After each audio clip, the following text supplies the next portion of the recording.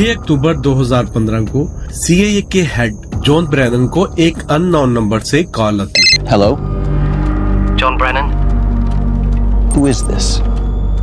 You're a f***ing loser. Who is this? How did you get this number? What do you want? I don't want anything.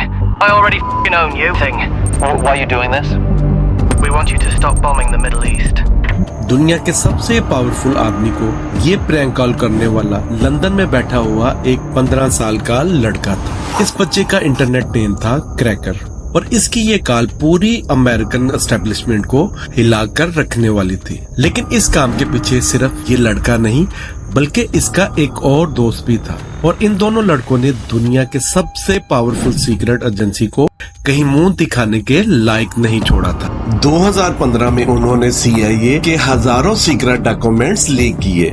Julian Assange को American government के highly confidential documents भी इन्होंने ही दिए थे। ये वो documents थे जिनमें ये सब डिटेल्स थी कि CIA ने मिडल ईस्ट, अफगानिस्तान और साउथ अमेरिकन कंट्रीज में कैसे गवर्नमेंट उल्टाई थी। इन डॉक्यूमेंट्स में ये भी लिखा था कि अमेरिकन गवर्नमेंट के पास एक ऐसी टेक्नोलॉजी है जिसके जरिए वो दुनिया में मौजूद हर उस इंसान की निगरानी कर सकते हैं जो एक दफा भी इंटरनेट पर लॉग इन हुआ हो। ये सब डॉक्यूमेंट्स लीक करने की इन दोनों बच्चों को बहुत बड़ी कीमत भी देनी पड़ी। लेकिन इस सबसे पहले जरा ये समझते हैं कि इन दोनों बच्चों ने इतना कॉन्फिडेंशियल डाटा आखिर हैक कैसे किया। ये कहानी है दो बच्चों की जिन्होंने दुनिया की सबसे पावरफुल स्पाई एजेंसी को सबके सामने एक्सपोज कर दिया।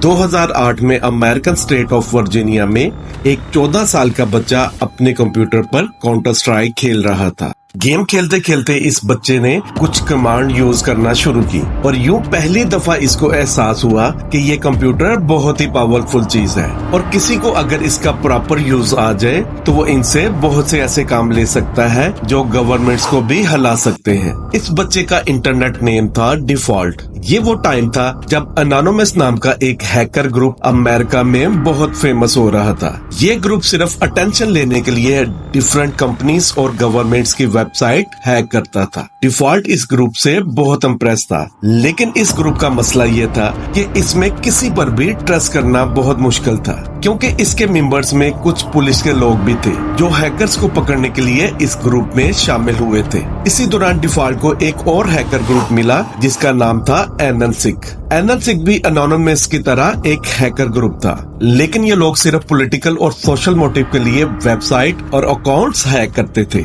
इस ग्रुप का पार्ट बनने के बाद डिफॉल्ट के सामने जैसे एक पूरी हैकिंग वर्ल्ड ओपन हो गई। डिफॉल्ट का सबसे पहला और बड़ा हैकिंग स्टंट कनाडा की विंडसर यूनिवर्सिटी का सर्वर हैक करना था।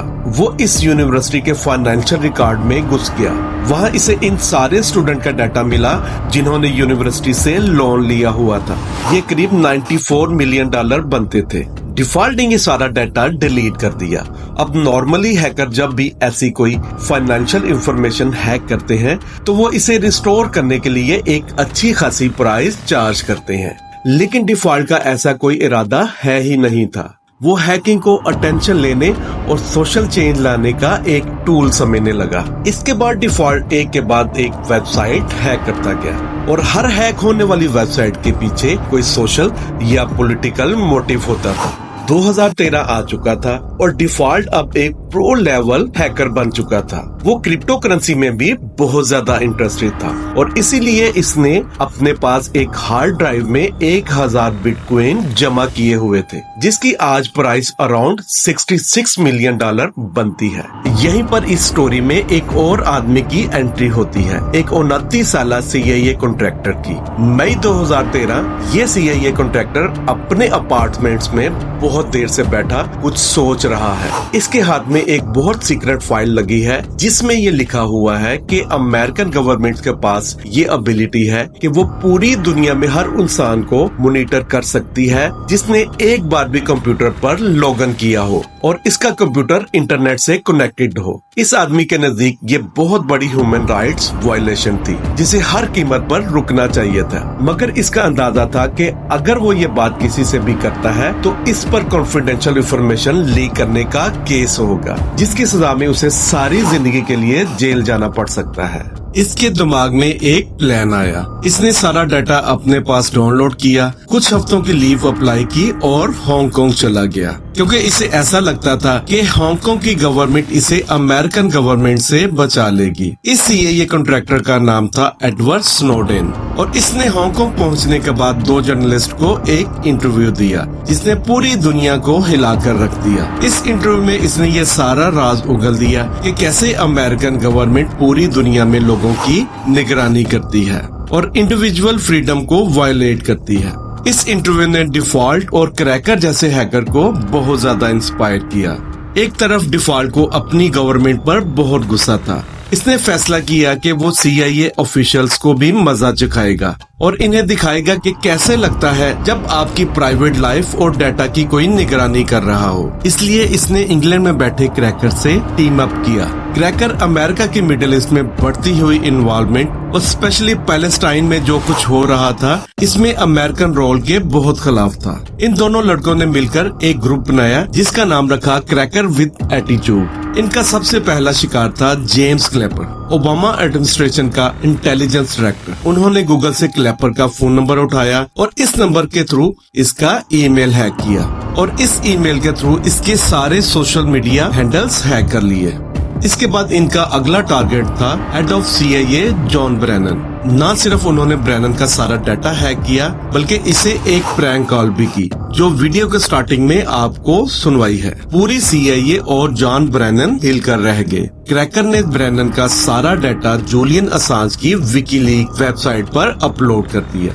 इसमें वो सारा कॉन्फिडेंशियल डाटा था जिसमें CIA का अफगान इराक वार में रोल और ऐसी टेक्नोलॉजीज का जिक्र था जिसके जरिए CIA ह्यूमन राइट्स की वायलेशन कर रही थी। अक्टूबर 2015 में जूलियन असांज ने ये सारा डाटा पब्लिक कर दिया। CIA को इस डाटा लीक पर $1.5 मिलियन के डैमेजेस बढ़ने पड़े। इनके बहुत से सीक्रेट एजेंट्स अंडरग्राउंड हो गए। बहुत से लोगों को रिजाइन करना पड़ा और शर्मिंदगी अलहदा से हुई। ये दोनों अभी रुके नहीं थे। अगले कुछ महीनों में ये FBI के डेटाबेस से लेकर डिपार्टमेंट ऑफ जस्टिस की वेबसाइट तक सब कुछ हैक करते गए और डॉक्यूमेंट्स लीक करते गए। पूरी अमेरिकन गवर्नमेंट के लिए शर्म का मुकाम था। उन्हें समझ नहीं आ रही थी कि आखिर ये हैकर हैं कौन। ये दोनों जानते थे कि उन्होंने जो कुछ किया है, इसके बाद CIA और अमेरिकन गवर्नमेंट इनके पीछे जरूर आएगी, और इसीलिए ये दोनों बहुत ही जबरदस्त तरीके से अपनी आइडेंटिटी हाइड करते रहे। ये हर 5 मिनट के बाद प्रॉक्सी चेंज करके IP स्विच करते